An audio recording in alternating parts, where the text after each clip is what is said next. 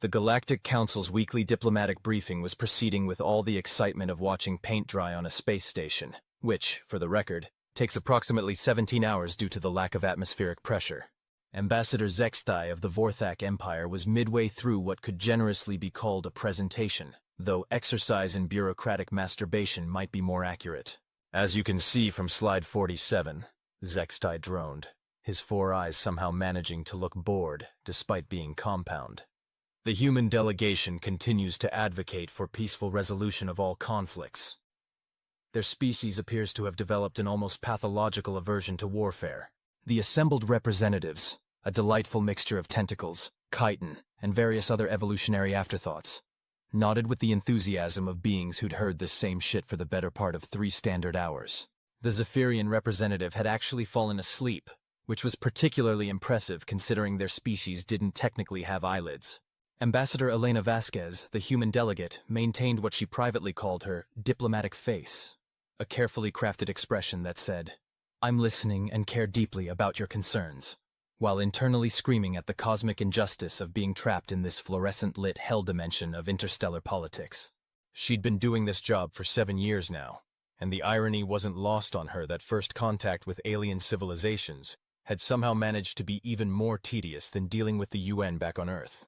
"Ambassador Vasquez," Zextai continued, gesturing with one of his unnecessarily numerous appendages toward the human section. "Perhaps you could elaborate on humanity's commitment to avoiding armed conflict? Your species' dedication to diplomacy over warfare is quite unusual among spacefaring civilizations." Elena stood, smoothing down her regulation diplomatic blazer, because apparently even in space, bureaucrats were obsessed with dress codes. "Thank you, Ambassador Zextai. Yes, humanity has indeed embraced peaceful resolution as our primary approach to interstellar relations. We believe that dialogue and understanding can resolve most conflicts without resorting to violence." What she didn't mention was that this policy had been implemented largely because the first human military advisors to review alien combat capabilities had taken one look at the specs and collectively decided that maybe, just maybe, picking fights with civilizations that could casually manipulate gravitational fields wasn't humanity's brightest idea. The Kronar representative, a particularly unpleasant specimen named Grix, who looked like someone had crossed a rhinoceros with a particularly aggressive filing cabinet, leaned forward in his specially reinforced chair. "This pacifist approach is interesting, but surely your species must have some warrior tradition, some history of conflict?" Elena's diplomatic smile didn't waver, though privately she was calculating how many different ways she could kill Grix with the stylus in her hand. 17 by her count, though 3 of them would require some creative interpretation of alien anatomy. "While humanity has had conflicts in our past," she said carefully, "we've learned to channel our competitive instincts into more constructive endeavors. Sports, scientific research, seeing who can build the most ridiculously complex coffee brewing apparatus. You know, healthy outlets." The assembled aliens nodded sagely, as if this explanation made perfect sense. Which, to be fair, it did, if you ignored roughly 10,000 years of human history that suggested the species had turned warfare into something approaching an art form. Ambassador Threlax of the Hegemony, a being whose species' evolution had apparently gotten drunk and decided that combining a praying mantis with a disco ball was a good idea, made a sound that Elena had learned to recognize as amusement. How refreshing. Most species we encounter seem to view military might as essential to their identity. The Vorthak, for instance, have over 40 different words for honorable death in battle. 43, Zextai corrected with obvious pride. "We added 3 more last cycle after the Meridian campaigns." Elena nodded politely while mentally noting that the Vorthak had added new vocabulary for dying gloriously more recently than most humans updated their social media profiles. The galaxy was, in her professional opinion, completely fucking insane. The presentation continued with all the momentum of continental drift. Charts were displayed showing human trade agreements, cultural exchanges, and humanitarian aid programs. Graphs demonstrated their commitment to medical research sharing and environmental preservation protocols. It was, Elena had to admit, a fairly impressive portfolio of peaceful achievements. Of course, it was also complete bullshit. Not the facts themselves. Humanity really had been playing nice since joining the galactic community. But the implication that humans were naturally inclined toward peace? That was like suggesting that sharks were vegetarians who just happened to have a lot of very sharp teeth for opening coconuts. The truth was far simpler.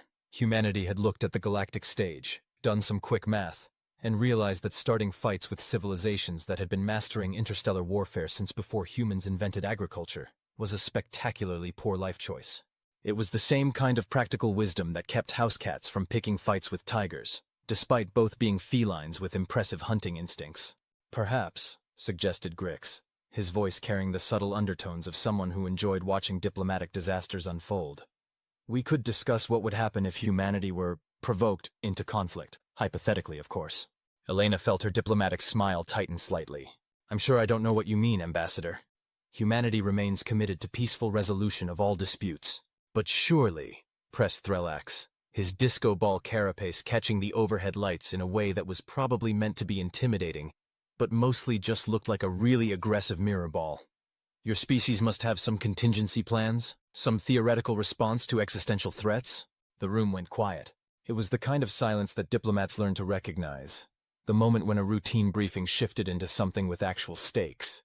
Elena could feel the weight of dozens of alien eyes, sensors, and various other sensory organs focused on her. This was the moment she'd been dreading since taking this assignment. The moment when humanity's carefully cultivated image as peaceful space hippies would either hold up under scrutiny or crumble like a house of cards in a hurricane. Naturally, she said slowly, any spacefaring civilization must consider theoretical defensive scenarios. But humanity's approach would be to seek immediate diplomatic solutions and appeal to the broader galactic community for...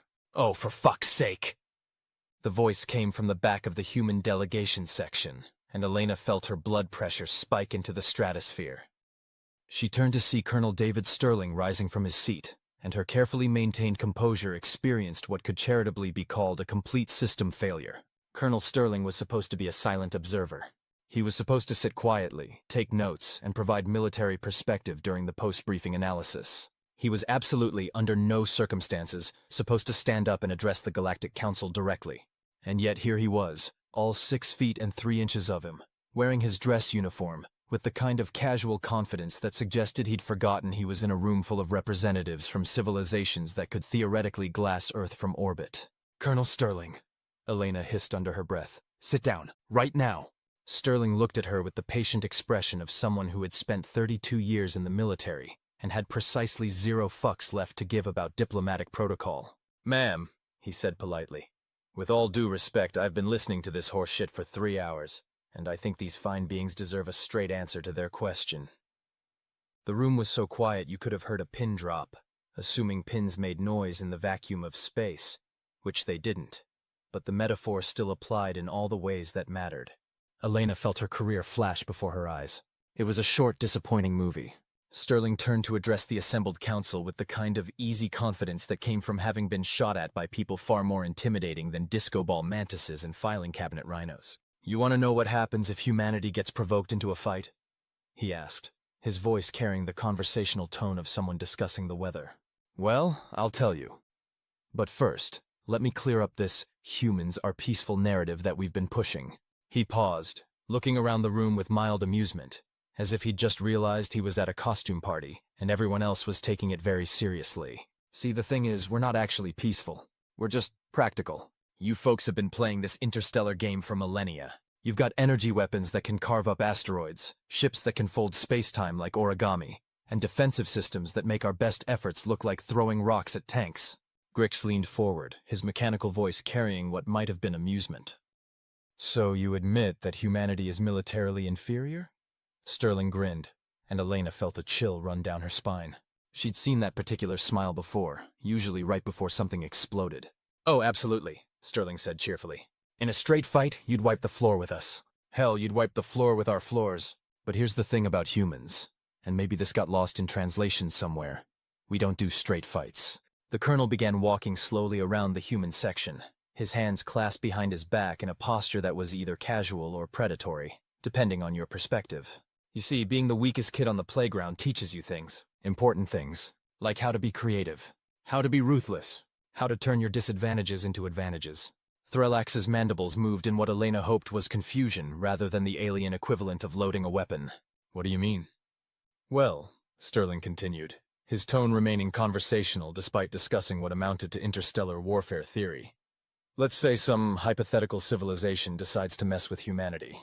Maybe they blow up one of our colonies or threaten Earth or just generally act like assholes. What do you think our response would be?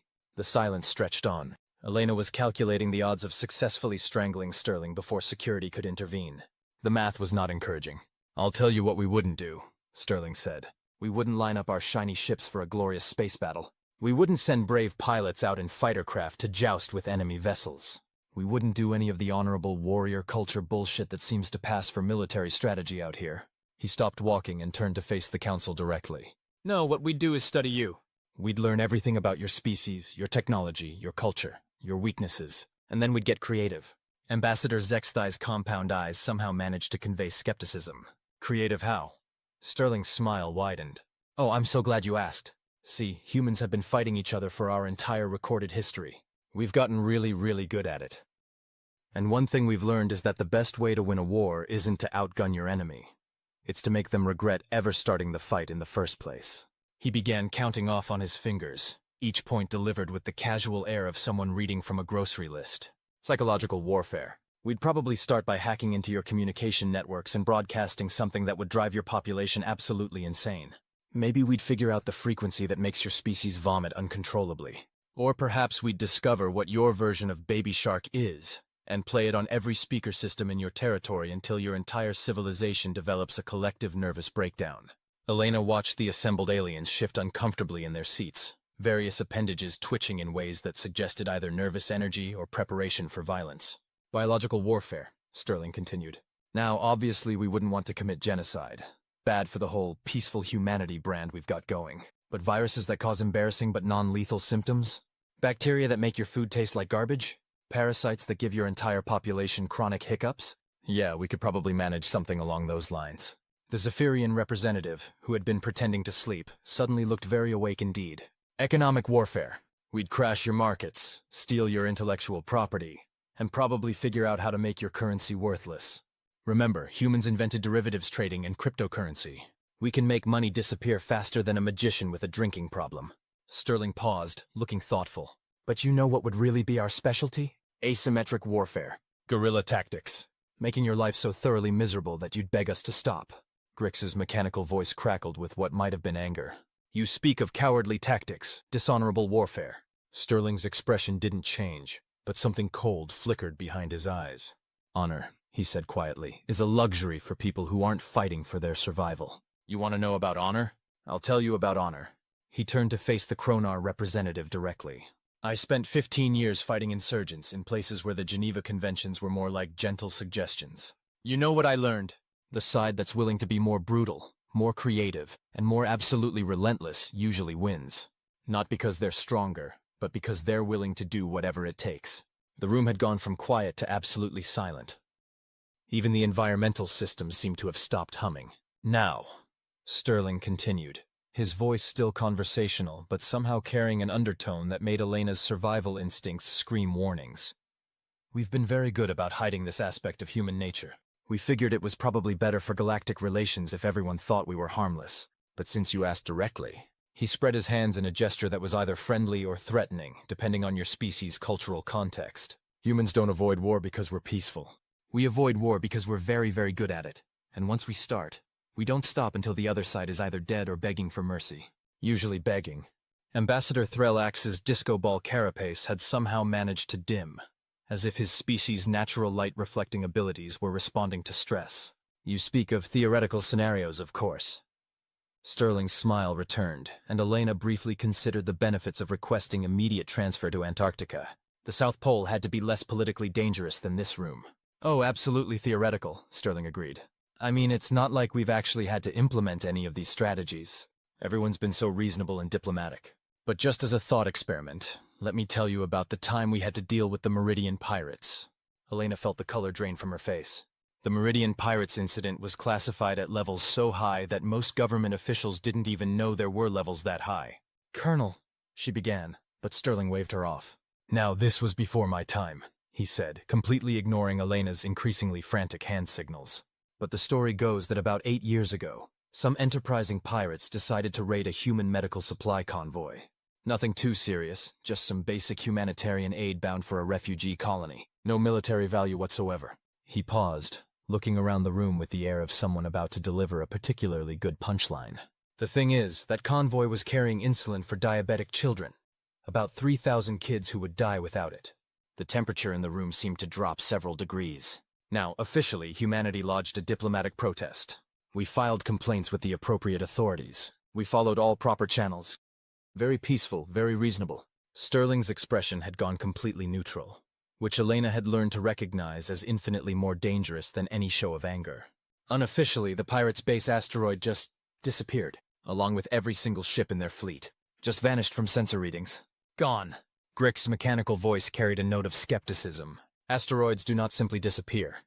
You're right, Sterling agreed. They don't. But apparently, if you place shaped charges in very specific locations throughout an asteroid structure and detonate them in precisely the right sequence, you can cause what looks like a natural catastrophic structural collapse. Very sad. Very mysterious. The silence in the room had evolved beyond mere quiet into something that approached a physical presence. Of course, Sterling continued, there was also the matter of their computer systems. Seems like every pirate ship in a 50 light-year radius suddenly developed terminal software problems. Navigation systems that would randomly fly them into suns. Life support systems that would play children's nursery rhymes at maximum volume for days at a time. Weapon systems that would target their own ships. Elena had given up on damage control and was now just hoping to minimize the number of civilizations that declared war on humanity before lunch. But the really creative part, Sterling said, warming to his theme, was what happened to the pirate leaders who weren't on the base when it suffered its tragic structural failure. They developed health problems. Ambassador Zexthai leaned forward, his compound eyes glittering with what was either fascination or preparation for imminent violence. What kind of health problems? Nothing fatal, Sterling assured them with the tone of someone offering comfort. Just persistent. The kind of problems that make you wish you were dead but keep you alive to appreciate the experience. He began counting off on his fingers again, each item delivered with clinical precision. Chronic insomnia, but not regular insomnia, the kind where you can fall asleep, but you have the same nightmare every single night. Usually involving the children they were condemning to death. Digestive issues that made every meal taste like rotting garbage, but only lasted long enough to make eating necessary for survival into a form of torture. A skin condition that caused constant itching but got worse every time you scratched it. And my personal favorite, a neurological condition that made it impossible to lie without experiencing excruciating pain. Sterling paused, looking around the room with mild curiosity, as if he were genuinely interested in their reactions. The funny thing was, all these symptoms would disappear immediately if the affected individual publicly confessed their crimes and donated their entire fortune to children's charities. Amazing how that worked out. The assembled aliens were staring at Sterling with expressions that ranged from horror to fascination to what Elena was pretty sure was professional admiration. Within 6 months, Sterling concluded, piracy in that sector had dropped by 97%. Amazing what a little focused problem-solving can accomplish. Thrillax's mandibles were moving rapidly, which Elena had learned usually indicated either extreme agitation or the alien equivalent of nervous laughter. This is all theoretical, of course. Oh, absolutely, Sterling agreed. Total hypothetical scenario, just like the theoretical response to the Covenant incident. Elena felt her soul leave her body. The Covenant incident was so classified that she was pretty sure even thinking about it was illegal. You see, Sterling continued, apparently oblivious to Elena's growing horror. Hypothetically speaking, let's say some religious fundamentalist group decides that humans are an affront to their deity and need to be cleansed from the universe. And let's further suppose that this group has access to some very impressive technology and decides to make an example of a human research station. The room had gone so quiet that Elena was pretty sure she could hear her own heartbeat, which seemed unnecessarily loud under the circumstances. Now, in this completely theoretical scenario, what do you think humanity's response would be? Grix's mechanical voice carried a note of challenge. According to your ambassador, you would seek diplomatic resolution. Sterling's smile was sharp enough to cut glass. Oh, we tried that first. We really did. We sent negotiators. We offered compensation. We even offered to relocate our research stations to avoid offending their religious sensibilities. He paused, looking around the room with the expression of someone about to reveal a particularly disappointing plot twist. They responded by executing our diplomatic team on live galactic broadcast and declaring a holy war against all of humanity. Elena briefly considered the possibility that she was having a stress-induced hallucination. It would explain why her subordinate was systematically destroying 30 years of careful diplomatic relationship building in a single conversation. So, Sterling continued, humanity had to get creative again. See, this particular group had based their entire identity on being the chosen representatives of their god. Their whole civilization was structured around religious purity and divine mandate. The colonel began walking again, his posture relaxed but somehow predatory. It's amazing what you can accomplish with a really good special effects team and some advanced holographic technology. Turns out, if you can fake a divine vision that contradicts everything a group believes about themselves, you can cause a civilization-wide crisis of faith in about 6 hours. Sterling paused to look directly at Ambassador Zextai. Their god, apparently, was very disappointed in them. Made that quite clear through a series of increasingly dramatic miracles that coincidentally aligned with human strategic objectives. You faked divine intervention? Threlax's voice carried a note of what might have been awe. Theoretically, Sterling corrected. And it was very convincing. Pillars of fire, voices from heaven, the whole package. Their entire military surrendered and converted to a peaceful denomination within a month. Elena realized she had been holding her breath and forced herself to exhale. It didn't help with the growing sense that she was witnessing the end of her career in real time. But my favorite part, Sterling continued, clearly enjoying himself now, was what we did to their leadership. See, they'd built their whole identity around being divinely chosen, right? So when their god started publicly criticizing their life choices through clearly supernatural means, it created what you might call a psychological crisis. The room was so quiet that Elena was pretty sure everyone could hear her rapidly approaching nervous breakdown.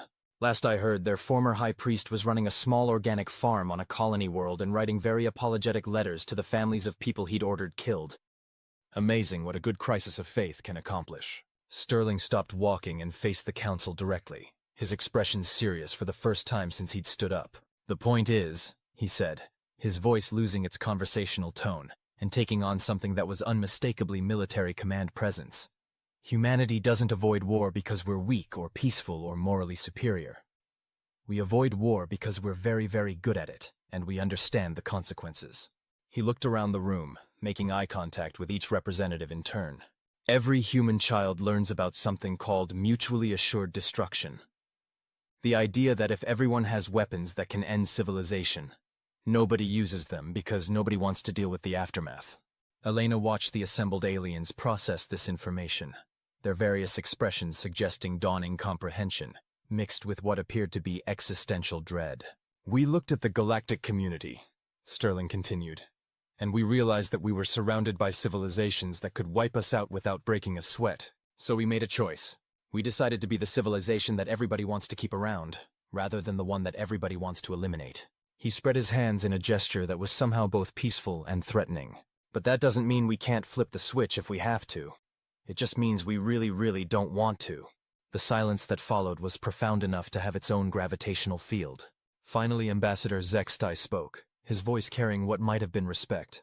You are saying that humanity's commitment to peace is strategic rather than ideological? Sterling nodded. Exactly.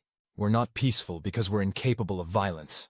We're peaceful because we're very capable of violence, and we understand the responsibility that comes with that capability. Elena watched the assembled representatives exchange glances, various forms of interspecies communication passing between them that she couldn't interpret but which seemed significant. It's like... Sterling paused, clearly searching for an analogy. You ever see one of those really big friendly dogs? The kind that plays gently with children and lets cats sleep on its head? Several representatives nodded or made gestures indicating affirmation. That dog is perfectly capable of tearing your throat out. It's got the teeth, the jaw strength, the instincts. But it chooses not to, because it's been raised to understand that its strength comes with responsibility. Sterling looked around the room again, his expression serious but not threatening. But if you corner that dog, or threaten its family, or push it past the point where being gentle is an option, well, suddenly you're dealing with a very different animal. The metaphor seemed to resonate with the assembled aliens, who were nodding thoughtfully or making various species-appropriate sounds of understanding. So, Sterling concluded, when you ask what would happen if humanity were provoked into conflict, the answer is simple. We'd stop being the friendly dog. He sat down, Elena stared at him for a long moment, her mind reeling as she tried to process the fact that her military advisor had just delivered what amounted to a threat to the entire Galactic Council and somehow made it sound reasonable. The silence stretched on for nearly a full minute before Ambassador Threlax spoke. "This is most illuminating," he said, his disco ball carapace flickering with patterns that Elena had learned to interpret as deep thought. "You present an interesting paradigm." Grix leaned back in his reinforced chair, which creaked ominously under his bulk. "So humanity's peaceful nature is, in fact, a form of deterrent?" Elena stood slowly, her diplomatic instincts finally kicking in now that the immediate crisis had passed. "What Colonel Sterling is suggesting," she said carefully, "is that humanity's commitment to peace comes from a deep understanding of the alternatives." She shot Sterling a look that promised a very uncomfortable conversation in the immediate future, then turned back to the council. "We have studied war extensively. We understand its costs, its consequences, and its ultimate futility. This knowledge informs our preference for diplomatic solutions." Sterling nodded approvingly, as if Elena had just successfully explained a particularly complex concept to a class of slow students. "Right," he added helpfully. "We're not pacifists, we're just selectively violent." Elena's diplomatic smile was beginning to feel like a muscle cramp. Ambassador Zexthai leaned forward, his compound eyes focused intently on the human delegation. "This selective violence, it would only be applied in response to existential threats?" Sterling considered the question seriously. "Well, that depends on your definition of existential threats. Obviously, anything that threatens the survival of our species or our core values would qualify. But we'd also consider attacks on our allies, attempts to enslave human populations, or actions that threaten galactic stability in general." He paused, looking thoughtful. "Really, it comes down to proportional response. You mess with us a little bit, we mess with you a little bit. You try to wipe us out, we get creative with the response." Elena was beginning to understand why Sterling had been assigned to this mission.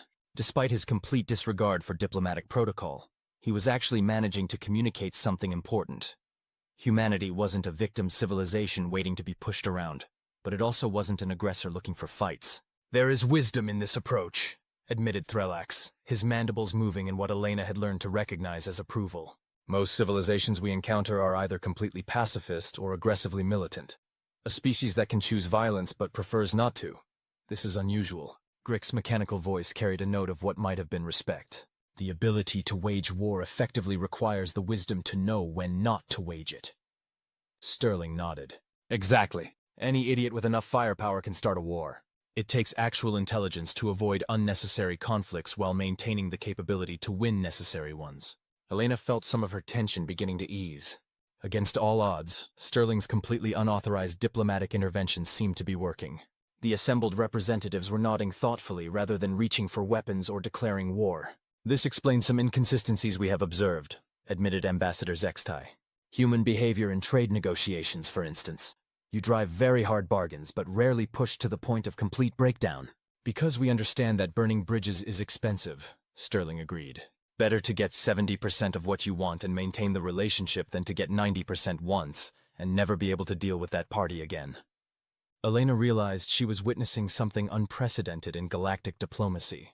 A completely honest conversation about military capabilities and strategic thinking that was somehow making everyone more comfortable rather than less. "There is another aspect to consider," said Threlax thoughtfully.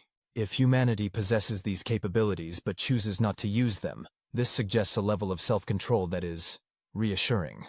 Sterling grinned. "That's the idea. We want everyone to know that we can defend ourselves and our interests, but we also want everyone to know that we're not going to go crazy with power." Elena found herself genuinely impressed with Sterling's handling of the situation. Somehow, in the span of 20 minutes, he'd managed to completely reframe humanity's position in galactic politics. Instead of being seen as weak pacifists who could be pushed around, humans were now being viewed as strategically peaceful, capable of violence but wise enough to avoid it except when absolutely necessary. "This raises an interesting question," said Grix slowly. "If humanity possesses these theoretical capabilities, why reveal them now?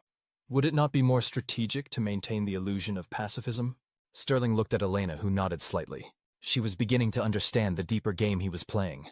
"Because," Sterling said, "the illusion was becoming dangerous. If everyone thinks you're completely helpless, eventually someone's going to test that assumption. Better to have an honest conversation about capabilities and intentions than to let someone make a catastrophic miscalculation." Elena stepped forward, her diplomatic instincts finally fully engaged. What Colonel Sterling is saying is that transparency serves everyone's interests. If our neighbors understand our capabilities and our restraint, it reduces the likelihood of misunderstandings that could lead to unnecessary conflicts. The assembled representatives were nodding thoughtfully. Elena could see the logic connecting in their minds. A species that was honest about its military capabilities, but also honest about its preference for peaceful solutions, was far more predictable and trustworthy than one that claimed to have no military capabilities at all. There is precedent for this approach, admitted Ambassador Zextai. The hegemony has always been open about our military strength, which has prevented many potential conflicts through simple deterrence. Threlax's disco ball carapace was pulsing with slow, thoughtful patterns. And your theoretical creative approaches to warfare. These would be documented and shared with potential allies? Sterling's expression became more serious. Some of them. The defensive strategies, certainly. The techniques for dealing with pirates and terrorists. But some knowledge is too dangerous to share widely. Elena nodded in agreement. Humanity believes in collective security, but we also understand that some capabilities should remain limited in distribution. Wise, grunted Grix. Power shared too freely becomes power misused. The conversation continued for another hour, but the tone had completely changed. Instead of a routine diplomatic briefing about humanity's peaceful nature, it had become a nuanced discussion of strategic philosophy and mutual security. Elena found herself genuinely engaged in ways she hadn't been for years. These weren't the usual empty diplomatic platitudes. This was a real conversation about how civilizations could coexist in a dangerous universe. By the time the session concluded, several representatives had requested private follow-up meetings to discuss specific scenarios and mutual defense considerations. The hegemony expressed interest in joint training exercises. Even Grix suggested that humanity might have valuable insights to offer in dealing with some persistent piracy issues in Kronar space. As the council chamber emptied, Elena turned to Sterling with an expression that was equal parts admiration and exasperation. "Colonel," she said carefully, "that was either the most brilliant piece of unauthorized diplomacy I've ever witnessed, or the most spectacular career-ending disaster in the history of interstellar relations." Sterling grinned and straightened his uniform jacket. "Ma'am, with all due respect, those aren't mutually exclusive categories." Elena considered this for a moment, then found herself smiling despite everything. "You know what the really scary part is?" "What's that, ma'am?" "I think it actually worked." Sterling looked around the now empty chamber, his expression thoughtful. "You know, for a bunch of aliens, they're not nearly as stupid as I expected." "That," Elena said dryly, "is probably the most diplomatically inappropriate thing you've said all day." "The day's not over yet, ma'am." Elena laughed despite herself. It had been a long time since she'd enjoyed a diplomatic session this much. "So what happens now?" she asked. Sterling shrugged. "Now we go back to being the friendly dog that everyone likes having around. The only difference is that now everyone understands that we're a friendly dog with very sharp teeth." Elena nodded slowly. It was, she had to admit, probably a more sustainable position than pretending to be a completely harmless space rabbit. "Think it will work long term?" "Ma'am," Sterling said, "I've been in the military for 32 years. In my experience, the best way to avoid fights is to make it very clear that you can win them, but you'd really rather not have to prove it." As they walked toward the exit, Elena found herself reflecting on the events of the day. When she'd woken up that morning, humanity had been viewed as an essentially peaceful species that posed no threat to anyone. Now they were being seen as a strategically peaceful species that could pose a very serious threat if provoked, but chose not to. It was, she realized, a much more honest representation of what humans actually were. "Colonel," she said as they reached the door, "remind me to never let you near a diplomatic briefing again." Sterling paused, his hand on the door control, and looked back at her with an expression of pure innocence. "Ma'am, you know that's not going to happen." Elena sighed. "I know, but I thought I should say it for the record." "For the record, ma'am, I think humanity's secret is out now." Elena looked back at the empty council chamber, then at Sterling, then at the vast viewport showing the starfield beyond. "Yeah," she said quietly, "I think you're right." As they walked down the corridor toward their transport, Elena found herself wondering what the long-term consequences of this day would be. Would the galaxy be more peaceful now that humanity's true nature was understood? Would it be more dangerous? Time would tell. But one thing was certain. The age of humans being seen as harmless space pacifists was officially over. Whether that was a good thing or a bad thing remained to be seen. But it was honest, and in Elena's experience, Honesty was always a better foundation for lasting peace than comfortable lies. Even if getting to that honesty required a military officer with no regard for diplomatic protocol to completely hijack a routine briefing and turn it into the most productive diplomatic session in recent memory. 3 months later, Elena was reviewing quarterly trade reports when her assistant announced that Colonel Sterling was requesting a meeting. She'd been expecting this conversation for weeks now, ever since the preliminary results from the galactic security assessment had started trickling in. Sterling entered her office with the same casual confidence he'd displayed in the council chamber, though Elena noticed he was carrying a tablet and wearing what she'd learned to recognize as his serious business expression. "Ma'am," he said, settling into the chair across from her desk. "We need to talk about the hegemony situation." Elena set down her stylus and leaned back in her chair. The hegemony situation had been developing for the past month, ever since Ambassador Threlax had made a formal request for human assistance with what he delicately termed a persistent security challenge. "Let me guess," Elena said. "They want us to demonstrate some of those theoretical capabilities you mentioned." Sterling nodded grimly. "The Void Seekers have been hitting civilian targets across 3 systems. Standard military responses aren't working because these assholes are using civilian infrastructure as shields." Elena felt a familiar knot forming in her stomach. The Void Seekers were a particularly unpleasant extremist group that had been terrorizing the Outer Rim for years. They had a talent for maximizing civilian casualties, while minimizing their own exposure to retaliation. "And the hegemony thinks we can solve this problem how, exactly?" Sterling's smile was sharp. "They want us to get creative." Elena stared at him for a long moment. "Colonel, please tell me you're not suggesting we actually implement some of those hypothetical scenarios you described." "Ma'am, with all due respect, those scenarios stopped being hypothetical the moment Ambassador Threlax sent us detailed intelligence packages and offered to provide logistical support." Elena rubbed her temples, feeling the beginning of what promised to be a spectacular headache. "Show me what we're dealing with." Sterling activated his tablet and projected a holographic display that filled the space between them.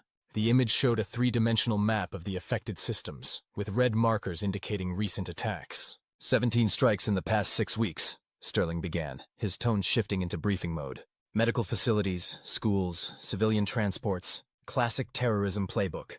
Maximum psychological impact with minimal strategic value." Elena studied the pattern of attacks, her mind automatically analyzing the tactical implications. "They're trying to provoke a massive military response that will cause collateral damage." "Exactly. The hegemony sends in their fleet. The Void Seekers make sure any retaliation hits civilian targets, and suddenly the hegemony looks like the bad guys for defending their own territory." Sterling highlighted several locations on the map. "But here's where it gets interesting. These assholes have been using the same playbook for years because it works. They've gotten comfortable, predictable." Elena felt a chill of recognition. She'd seen that particular expression on Sterling's face before, usually right before something very bad happened to people who probably deserved it. "What are you thinking?" Sterling's grin was positively predatory. "I'm thinking it's time to introduce them to some human-style asymmetric warfare." Over the next hour, Sterling outlined what he called Operation Accountability, a multi-phase response that would target the Void Seekers' operational capabilities while avoiding any collateral damage to civilian populations. The plan was, Elena had to admit, both brilliant and terrifying. Phase 1 involved what Sterling termed digital archaeology, a comprehensive analysis of every communication, financial transaction, and logistical movement associated with the Void Seekers organization. Human cybersecurity specialists would trace every connection, identify every supporter, and map the complete network. "We're not just going after the trigger pullers," Sterling explained. "We're going after everyone who makes their operations possible. Financiers, suppliers, recruiters, sympathizers, the whole ecosystem." Phase 2 was psychological warfare on a scale that would make advertising executives weep with envy. Once the network was mapped, carefully crafted disinformation would be introduced at every level, designed to create suspicion, paranoia, and internal conflict. "The beauty of extremist organizations," Sterling noted, "is that they're already primed for paranoia and conspiracy theories. You just have to give them something to be paranoid about." Phase 3 involved what Sterling euphemistically called selective inconvenience. Every individual identified as supporting the Void Seekers would begin experiencing a series of minor but persistent problems. Bank accounts would develop mysterious glitches. Transportation systems would malfunction at inconvenient moments. Personal devices would begin displaying increasingly disturbing error messages. "Nothing life-threatening," Sterling assured her. "Just enough to make supporting terrorism the most aggravating experience possible." Phase 4 was Elena's personal favorite: comprehensive economic warfare. Every business, organization, or individual that had provided support to the Void Seekers would find themselves facing audits, regulatory reviews, and sudden market forces that made their operations unprofitable. Markets are complex systems, Sterling explained with obvious satisfaction. Sometimes they just shift unexpectedly. The final phase was what Sterling called reputational adjustment. Every Void Seeker leader would find their personal information, financial records, and private communications becoming public knowledge. Not through illegal hacking, of course, just through an unfortunate series of data breaches, leaks, and administrative errors. Amazing how often that kind of thing happens when your cybersecurity is being handled by people who suddenly have other priorities, Sterling observed. Elena stared at the plan for a long moment, her mind racing through the implications. It was comprehensive, creative, and would almost certainly be completely effective. It was also the kind of operation that could fundamentally change how warfare was conducted on a galactic scale. "Colonel," she said finally, "this is essentially a template for destroying any organization through non-violent means." Sterling nodded. "Yes, ma'am, that's the point. Do you understand what you're proposing? If we demonstrate these capabilities, every civilization in the galaxy is going to want to either ally with us or eliminate us. There won't be any middle ground." Sterling's expression became serious. "Ma'am, with all due respect, that ship sailed 3 months ago when I opened my mouth in the council chamber. Everyone already knows we can do this kind of thing. The question now is whether we demonstrate that we can do it responsibly." Elena considered this. He had a point. The galaxy's perception of humanity had already shifted dramatically. The choice now wasn't whether to reveal their capabilities, but how to demonstrate them in a way that reinforced rather than undermined galactic stability. "What's the timeline?" "The hegemony is requesting a response within 2 weeks. I estimate we could have Phase 1 completed in 72 hours, Phase 2 implemented within a week, and the whole operation concluded within a month." Elena walked to her office window, looking out at the stars beyond. Somewhere out there, terrorists were planning their next attack on innocent civilians. Somewhere else, military commanders were planning massive retaliation strikes that would inevitably cause collateral damage. And here on this space station, a human colonel was proposing to solve the problem by essentially making terrorism too annoying to continue. It was, she realized, probably the most human solution possible. "All right," she said finally, "but we do this my way. Full transparency with the hegemony command structure. Real-time updates to the Galactic Council. And if anything goes sideways, we shut it down immediately." Sterling nodded. "Understood, ma'am. Though I should mention, the hegemony has already agreed to provide testimonials about the effectiveness and proportional nature of our response." Elena turned back to him, raising an eyebrow. "Already agreed? Exactly how long have you been planning this?" Sterling's expression was the picture of innocence. "Ma'am, I've been planning this since about 5 minutes after I sat down in that council chamber 3 months ago. I just needed to wait for the right opportunity to present itself." Elena found herself laughing despite the magnitude of what they were discussing. "Colonel, you realize that if this works, you're going to revolutionize galactic conflict resolution. And if it doesn't work?" Elena's smile was sharp. "If it doesn't work, we're both going to spend the rest of our careers explaining to very angry aliens why we thought psychological warfare against terrorists was a good idea." Sterling stood and straightened his uniform. "Ma'am, with all due respect, I've had worse career prospects." 2 weeks later.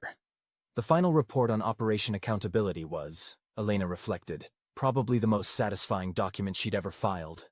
The Void Seekers organization had experienced what could charitably be called a complete systemic collapse. It had started with the digital archaeology phase, which had identified over 3,000 individuals across 17 systems who were providing various forms of support to the terrorist organization.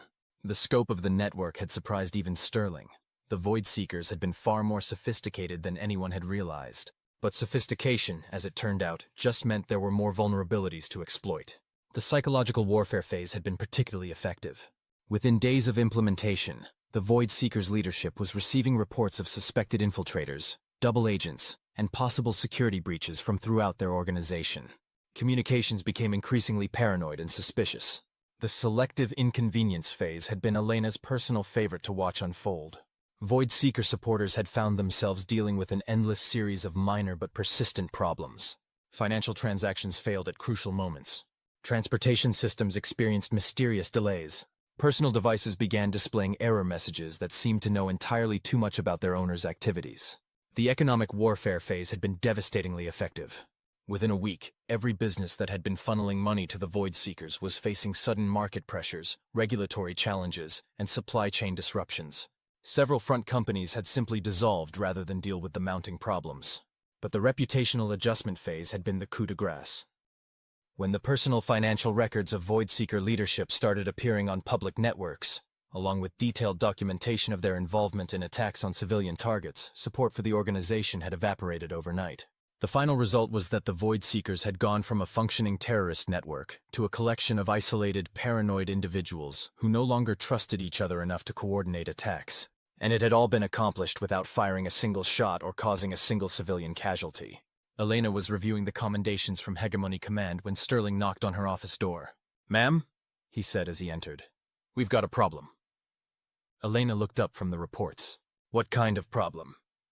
Sterling settled into his usual chair with an expression that Elena had learned to recognize as barely contained amusement. "The good kind.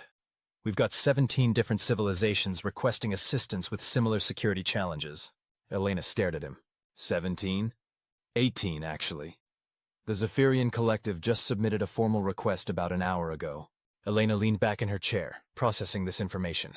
"Colonel, please tell me you're not suggesting we become the galaxy's go-to specialists for creative problem-solving." Sterling's grin was answer enough. "Ma'am, with all due respect, I think that ship has sailed too." Elena found herself laughing. It seemed to be happening more often lately. "You know what the really terrifying part is?" "What's that, ma'am?" "I think I'm actually looking forward to it." Sterling nodded approvingly. "Welcome to the new galactic order, ma'am, where humans are the friendly neighborhood problem solvers who everyone wants to keep happy." Elena looked out at the stars again, considering the implications. 3 months ago, humanity had been seen as harmless pacifists. Now they were being viewed as the galaxy's most effective and creative peacekeepers. It was, she realized, probably exactly where they belonged. "All right, Colonel," she said finally. "Let's see what kind of creative problems the galaxy has for us to solve." Sterling stood and straightened his uniform, his expression shifting into what Elena now recognized as his time-to-get-creative mode. "Ma'am," he said with obvious satisfaction, "I think this is going to be fun." Elena smiled. For the first time in her diplomatic career, she was inclined to agree. After all, someone had to keep the galaxy's various civilizations from doing anything too stupid. It might as well be humanity. They were very good at it. The end. In the years that followed, humanity's approach to conflict resolution would become the galactic standard. The combination of overwhelming capability held in check by strategic restraint proved to be remarkably effective at maintaining peace. Historians would later note that the moment humanity stopped pretending to be harmless was the moment the galaxy became genuinely safer. Not because humans were more peaceful than other species, but because they were honest about their capacity for violence and responsible about how they used it. Which, as it turned out, was exactly what the galaxy needed. "Would you mind introducing yourself?" The presence seemed to shift, and suddenly everyone in the room was experiencing a sensation that was somehow equivalent to hearing a voice, though no sound was made. "Gravitational field designation local meridian 7739. Current status stable. Mass distribution satisfactory. Pleased to meet colleagues." Dr. Yextal fell off his chair. "Wonderful," Dr. Forge continued. "My colleagues here are scientists like us. They're very interested in learning about your work. Work is satisfactory. Maintain proper orbital mechanics. Ensure structural stability for inhabited structures. Coordinate with neighboring fields for optimal space-time curvature. Take pride in precise mathematical relationships." "That's excellent work," Dr. Forge said warmly. "Is there anything we could do to help you perform more efficiently?" "Occasional consultation on complex gravitational calculations would be appreciated. Also, fewer unexpected mass fluctuations. Difficult to maintain precision when ships randomly adjust their density." Dr. Forge nodded understandingly. "That's a very reasonable request. We'll make sure our crews are more considerate about mass fluctuations in the future." Gratitude expressed. "Cooperation appreciated. Thank you for taking the time to meet with us," Dr. Forge said. "We'll let you get back to your work now." The presence faded, leaving the conference room full of scientists staring at the human woman who had just conducted a polite conversation with a fundamental force of physics. High Administrator Kethval was the first to speak. "Dr. Forge, what you've just demonstrated, this changes everything. If cosmic phenomena can be communicated with, if they can be collaborators rather than subjects of study." "Exactly. The universe becomes a much friendlier place once you start treating it as a partner rather than an opponent." Most phenomena are actually quite happy to help with scientific research, as long as you ask nicely and respect their professional priorities. Dr. Zephyrim raised a trembling tentacle. Dr. Forge, would it be possible to learn these techniques? Absolutely. That's why we're here. We've found that scientific collaboration works best when everyone can participate fully. The more species that can communicate with cosmic phenomena, the better our understanding of the universe becomes. Zex then realized he was witnessing the beginning of a scientific revolution. Humans hadn't just developed new technology. They had fundamentally redefined the relationship between consciousness and cosmos. They had turned the universe from a collection of phenomena to be studied into a community of colleagues to be collaborated with. Admiral Kepler, High Administrator Kethvol said, his voice carrying a mixture of awe and terror. I think the Meridian Science Collective would be very interested in establishing a permanent exchange program with your people. Outstanding! We'll start with basic cosmic communication protocols and work our way up to advanced reality negotiation. This is going to be fun. In the background, barely audible, someone whispered, I'm beginning to understand why the Void Hunters ran away. Chapter 10. The Resolution, or How Humans Accidentally Fixed Everything. 3 months later, Zexton found himself back aboard the Peaceful Inquiry, but this time as part of an official diplomatic mission between the Meridian Science Collective and the United Earth Space Force. The ship had been upgraded with human technology, which meant it now had capabilities that officially shouldn't exist but worked perfectly anyway. Captain, Veltar announced, his light patterns now stable and confident. We're receiving a priority message from the Galactic Confederation Council. Put it through, Veltar. The view screen lit up with the image of Counselor Nexvim, the ancient and supposedly wise leader of the Confederation. His expression suggested that wisdom had its limits, and he might have recently exceeded them. Captain Zexathan, the counselor began. I understand you've been working with the humans. That's correct, Counselor. The exchange program has been extraordinarily successful. We've made advances in cosmic communication, reality adjustment, and practical impossibility theory that have revolutionized our understanding of... Yes, I'm sure it's all very impressive. The problem, Captain, is that the humans appear to be spreading. Zexton blinked his 4 eyes in sequence. Spreading? In the 3 months since your initial contact, human vessels have been spotted in 17 different sectors. They claim to be helping various civilizations with their problems. And they're succeeding. The Regelian crop plague has been eliminated. The Centauri Station incident has been resolved with improvements to the station's structural efficiency. The Void Gardens now have safety rails and tour guides. The burning zones have been converted into a research facility that's producing breakthrough discoveries in plasma physics. The Whisper sectors have been turned into a meditation retreat that's booked solid for the next 3 years. Counselor, those all sound like positive developments. That's the problem. The humans are fixing everything! Do you have any idea what this is doing to galactic civilization? Zexton considered this. Making it better, making it different. For 12,000 years, galactic civilization has operated on the principle that certain things are impossible. Certain areas of space are off limits, and certain problems can't be solved. The humans have made all of that obsolete. Is that bad? Counselor Nexavim made a sound that the universal translator struggled with before settling on existential despair. Captain, the Galactic Confederation's entire governmental structure is based on managing the problems that can't be solved and avoiding the dangers that can't be overcome. If humans keep solving impossible problems and making friends with cosmic horrors, what exactly are we supposed to govern? Perhaps, Zexithan suggested carefully, you could govern a civilization that doesn't have unsolvable problems and avoidable dangers? But that's... The counselor paused, his expression cycling through several complex emotions. That's actually a very interesting idea. Admiral Kepler, Zex then called. Could you join this conversation? I think the counselor has some questions about human administrative techniques. Admiral Kepler's image appeared on the screen beside Counselor Nexavim. Good afternoon, Counselor. What can we help you with? Admiral, I need to understand something. Your species has been systematically solving problems that have plagued galactic civilization for millennia. You've made dangerous areas safe, turned hostile phenomena into cooperative partners, and generally made the universe a much more manageable place. That sounds about right. But why? What do you get out of it? Admiral Kepler looked genuinely puzzled by the question. We get a universe that works better for everyone. Isn't that enough? But there must be some benefit to your species specifically. Resources, territory, strategic advantages. Well, we do get to make a lot of new friends, and we learn fascinating things about how the universe operates. Plus, it's just nice to know that fewer people are dealing with existential threats on a daily basis. Counselor Nexvim stared at the screen for a long moment. Admiral, are you telling me that your species has accidentally revolutionized galactic civilization as a side effect of being friendly? I wouldn't say accidentally. We're being friendly on purpose.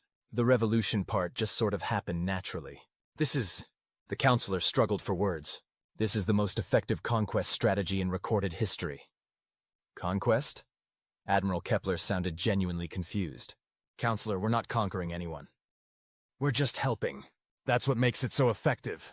No one can resist being helped, especially when the help actually works. Within a few years, every civilization in the galaxy will be dependent on human assistance for dealing with cosmic phenomena. You'll have achieved total galactic dominance through the application of aggressive helpfulness. Counselor, Admiral Kepler said gently, I think you might be overcomplicating this. We don't want to dominate anyone. We just want everyone to be okay. But if everyone is okay, if all the problems are solved and all the dangers are neutralized, what happens to the existing power structures? What happens to the careful balance of fear and uncertainty that has maintained galactic stability for millennia? Maybe, Admiral Kepler suggested, they get replaced by something better? Counselor Nexvim was quiet for a very long time. When he finally spoke, his voice carried a tone that Zexthan had never heard before, something that might have been hope mixed with resignation. Admiral, the Galactic Confederation Council would like to formally request assistance with a problem we've been dealing with for approximately 8,000 years. We'd be happy to help. What's the issue? We can't figure out how to govern a peaceful, cooperative, functionally healthy civilization. All of our systems are designed for managing chaos, mediating conflicts, and containing disasters. If you humans keep making the universe a nice place to live, we're going to need entirely new approaches to governance. Admiral Kepler smiled. That sounds like a fascinating challenge. We'd love to help you work on it. And that, Zexthan realized, was how humans had accidentally conquered the galaxy. Not through superior firepower or advanced technology or brilliant strategy, but by being so relentlessly helpful that resistance became not just futile, but pointless. They had looked at a universe full of problems and decided to fix them. They had encountered cosmic horrors and decided to make friends with them. They had found civilizations in trouble and decided to help them. And in doing so, they had transformed the galaxy from a dangerous place where survival required careful avoidance of threats, into a collaborative community where problems were solved through cooperative effort and cosmic phenomena were treated as colleagues rather than obstacles. 6 months later, Zexthan stood on the observation deck of the newly constructed Galactic Cooperation Station, watching human ships ferry supplies to civilizations that had once been considered enemies, while teams of mixed-species scientists worked together on projects that would have been considered impossible just a year before. You know, Veltar commented, his light patterns reflecting something that might have been contentment. I'm beginning to think that the humans might have been exactly what the galaxy needed. Either that, Zexthan replied, or they've convinced the entire galaxy that needing them was exactly what we wanted all along. Is there a difference?